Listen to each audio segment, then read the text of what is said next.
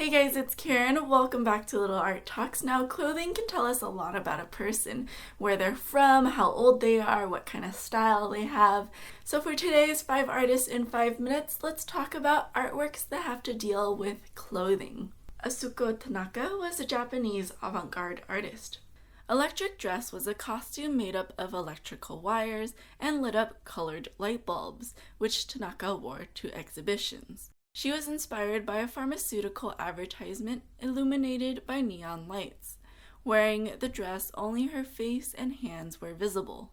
The bulky garment expresses the body's circuitry. Here, the work lights up sporadically, giving off the sensation of an alien-like creature, and according to Tanaka, blinks like fireworks.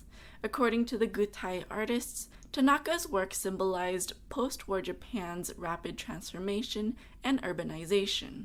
Karin Lamonte is an American artist.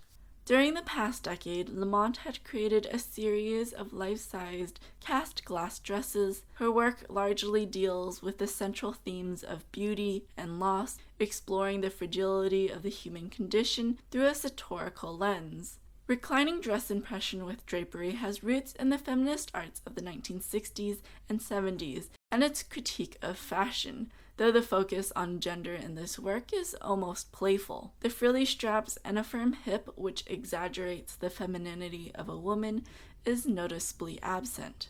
Yinka Shonibare is an English-Nigerian artist who lives and works in London. His work explores cultural identity, colonialism, and post-colonialism within the contemporary context of globalization.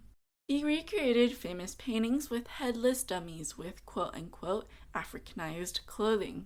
The colorful patterned textiles, called Dutch wax-printed cotton textile, are common materials for clothing in Africa, but as the name suggests, it's a culturally ambiguous material replete with a colonial history of appropriation. The fabric started out as cheaper, mass-produced imitation Indonesian batik during the Dutch colonial era. After being colonized by the Dutch, batik was introduced to Holland and other parts of Europe, but did not gain popularity. The Dutch wax fabrics did not do as well as expected in the Indonesian market, and in order to prevent a loss, the target market was switched to West Africa. Since then, it has grown into a large part of the African identity, despite not being authentically or wholly African. By using Dutch wax print cloth, fashioned in styles that replicate the 18th century French and British Victorian fashion, Shonibare reframes Europe and its relationship to its own colonialism and to Africa. They challenge and complicate the relationship and power between the colonized and oppressor, and blackness and white imagination.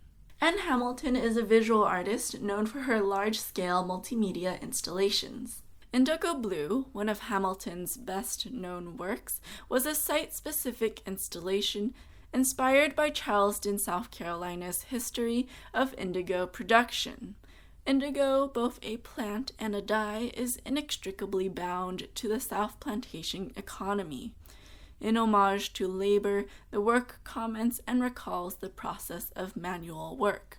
In front of a pile of about 18,000 pieces of used blue-collar work clothes, uniforms of anonymous blue-collar workers, a hired participant sits at a wooden table and chair and erases passages of the book published by the Naval War College titled International Law Situations. The person uses an eraser and saliva to remove the writing within, leaving the eraser shavings to accumulate.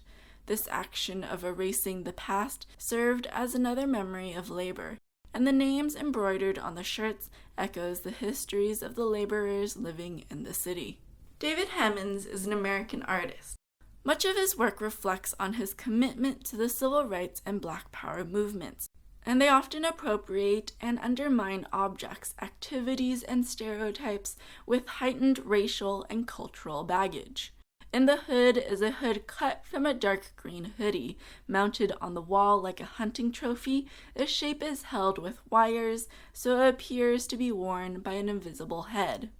The work recalls decapitation, the suspicious image of the hooded black man so often seen on facial composite sketches, and even the peaked hood of the Ku Klux Klan. The quietly shocking work is simple, but imbued with a suspicion, fear, and simultaneous concealing and exposure of identity. That's it for this week's 5 Artists in 5 Minutes. I hope you guys enjoyed it.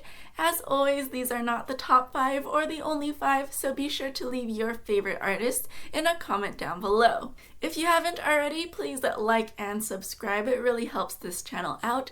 These videos come out every single Sunday. Thanks so much for watching, and I'll see you guys next time.